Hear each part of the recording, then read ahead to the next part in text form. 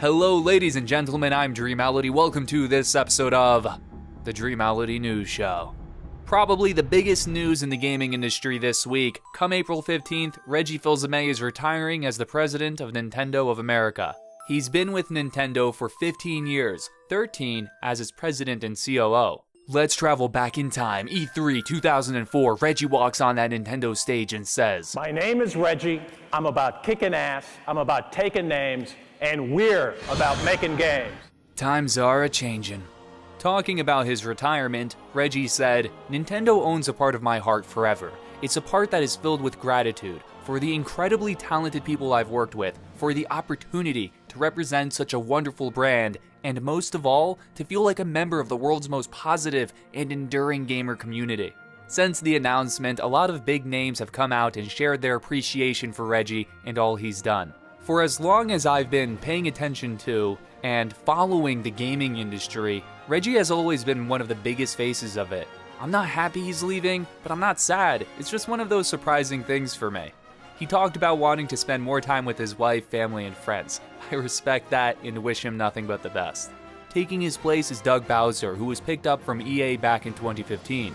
Currently, he's the Senior Vice President of Sales and Marketing for Nintendo. With a name like Bowser, of course the internet's gonna have its fun. He's got big shoes to fill, good luck to him.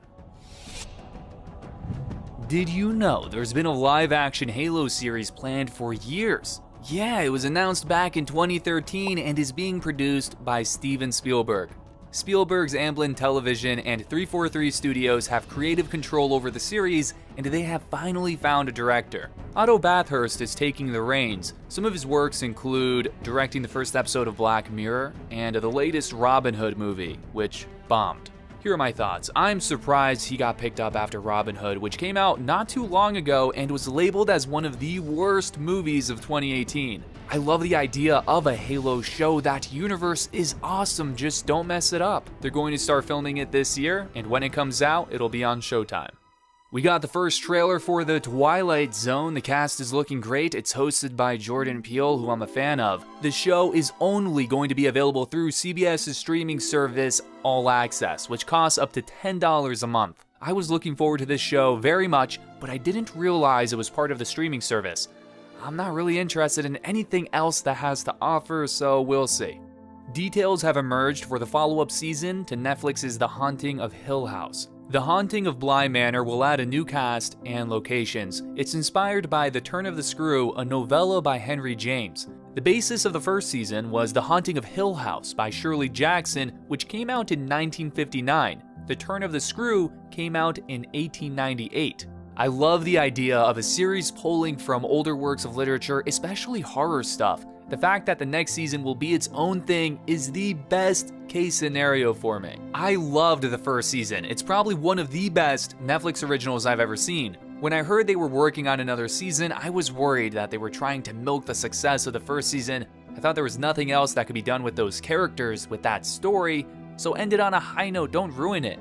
Doing something new though, I'm totally down for. Both Mike Flanagan and Trevor Macy, the creators of the show, are returning. Mike Flanagan is a fantastic director, and anything he does, I'm on board with. Expect the season to drop sometime in 2020. Samsung unveiled some new products at their Unpacked event. New smartwatches, new earbuds, and the next line of S10 Galaxy phones. The biggest surprise though was the Galaxy Fold. This is a phablet, a phone that turns into a tablet. Brace yourself, this foldable phone costs $2,000. Excuse me?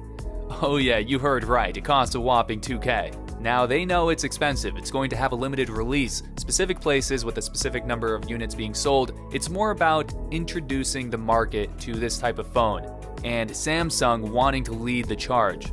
Personally, nothing about this has me foaming at the mouth. Even if I was swan diving into pools of Benjamins, I wouldn't be interested, but then again, I'm not really a phone guy. What my phone does now is good enough for me. The reason I bring up this story is to hear your thoughts. Do you want the Galaxy Fold? And what are your thoughts on foldable phones? Because it sounds like Samsung thinks that's the way the industry might be heading.